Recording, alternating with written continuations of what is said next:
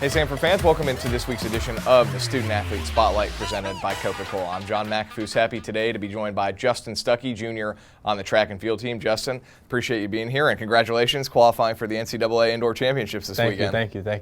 Well, let's start a little bit about why you came to Samford. I always like to get kind of some backstory on what made you pick Samford. I know you are a local product, but just tell us a little bit about why Samford. Was it something you were always looking at, or were you looking at maybe branching out a little further, and how did that unfold? Well, I'm from Helena, Alabama, pretty close by. In high school, I was a multi-sport athlete, basketball, football, and track. So it just kind of how it just worked out for me coming down to track and field. I just kind of had really good success in it. Coming out of high school, I was a state champion, finished second in the nation, and then Coach Tiffin's son is actually my teammate in high school, so things just kind of worked out and just led me here, so it's been pretty good. Well, last year around this time, I know you had a little bit of a knee issue. It was right around the time of the SoCon Indoor Championships, and I know during the COVID period, you were going through a little bit of a rehab process, so tell us a little bit about the injury and recovery from that.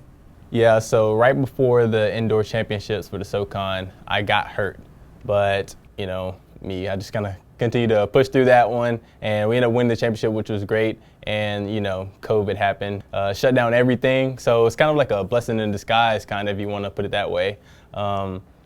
Immediately when COVID happened, I continued to train.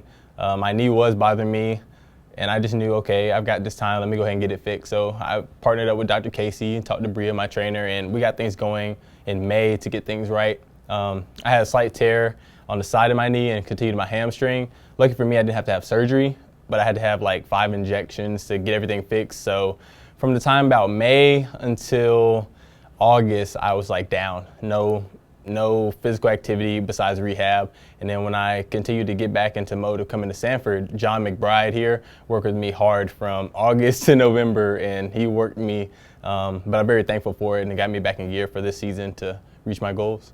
Obviously, rehab can always be a very grueling process, as you kind of alluded to. After you got through that and you were ready to go, what were some of your goals and expectations for yourself coming into indoor season? Coach Tiffin told the team to put 3 goals down for ourselves and for your team. So for the team, I wanted to repeat as SoCon champions, which we did. I wanted to build better team chemistry, which we have done. And another thing I want to do for the outdoor season is take as many people as we ever have to the regional meet. So we're still working on that one when outdoor comes. For me, personally, I wanted to make the NCAA Championships. I wanted to set the school record in the high jump, and I wanted to make the USATF Indoor Championships, which got canceled due to COVID. So I think I'm going to switch that goal to first team All-American in this meet this week. Well, let's start with some of the team accomplishments, and you just mentioned this, but you won your 2nd consecutive indoor championship.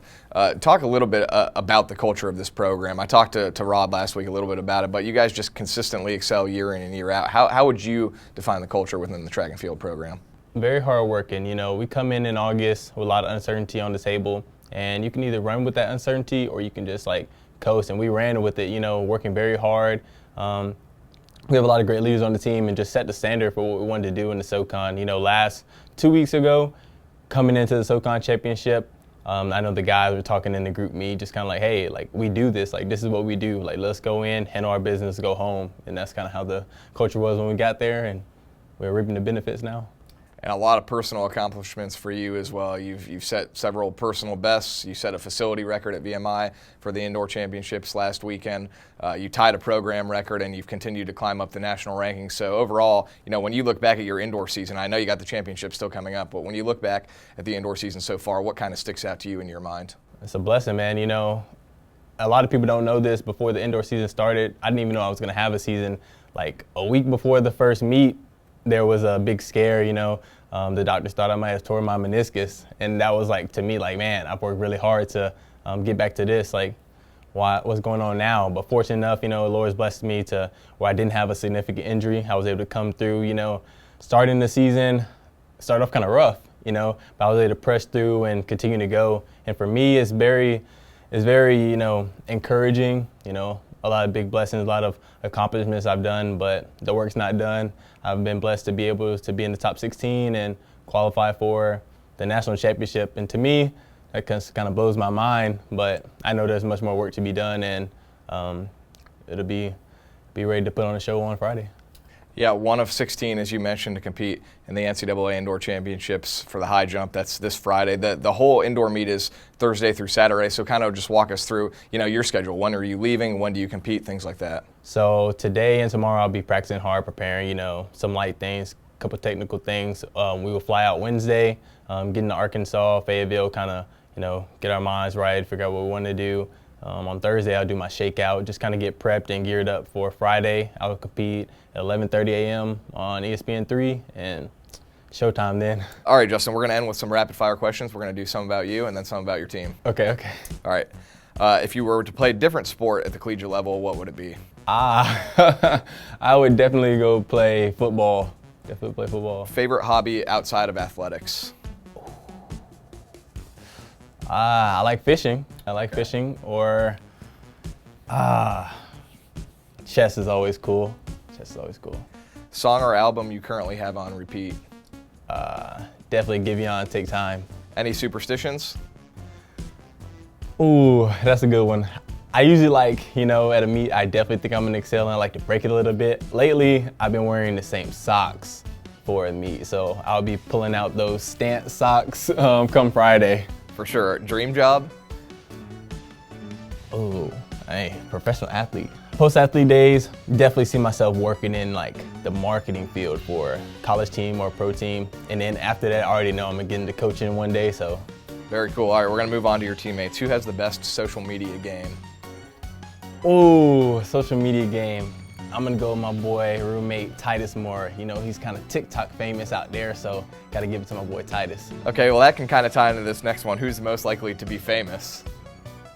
Titus Moore. Okay. Biggest comedian? Oh, biggest comedian. I'm gonna go with either Jake Musselwhite or Noah Osborne. Best student in the classroom? Jeb Jones. Oh, that was an easy answer too. Yeah, Jeb Jones. All right, best and worst taste in music?